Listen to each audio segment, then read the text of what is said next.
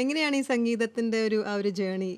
ചെറുപ്പത്തില് അച്ഛനും അമ്മയും ആരെങ്കിലും പാട്ട് അച്ഛനും അമ്മയും പാടുന്നവർ തന്നെയായിരുന്നു. പക്ഷെ അവരങ്ങനെ പ്രൊഫഷണൽ സിംഗേഴ്സ് അല്ല. പക്ഷെ അച്ഛനും വളരെ പാഷനേറ്റ് ആയിട്ടുള്ള പാടിയിട്ടുണ്ട്. ഒരുപാട് വേദികളിൽ അവർ പാടിയിട്ടുണ്ട്. അമ്മയും പാടിയിട്ടുണ്ട്, അച്ഛനും പാടിയിട്ടുണ്ട്.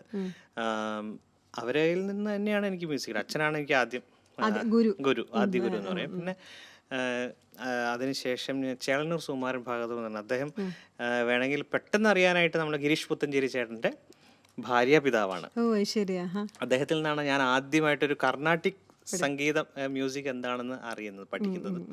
അച്ഛനിങ്ങനെ നമ്മൾ സാധാരണ സരിഗമപ്പയൊക്കെ പറഞ്ഞിരുന്നു, അത് സരളീകരിച്ചകളൊക്കെ അങ്ങനെ അച്ഛൻ പറഞ്ഞു തരുന്നു. പിന്നെ ഒരു ഗുരുവിന് കീഴിൽ ചിലപ്പോൾ അച്ഛന് മകനെ ഇരുത്തി പഠിപ്പിക്കാനുള്ള മകനും അത്ര ഒരു സീരിയസ്നെസ്സോടെ അവിടെ ഇരിക്കുമെന്ന് അറിയില്ല. അങ്ങനെയൊക്കെ അങ്ങനെ സാറിൻ്റെ അടുത്താണ് ആദ്യം. പിന്നെ ശ്രീധരൻ മുണ്ടങ്കണർ സാറിൻ്റെ അടുത്ത് പഠിച്ചു.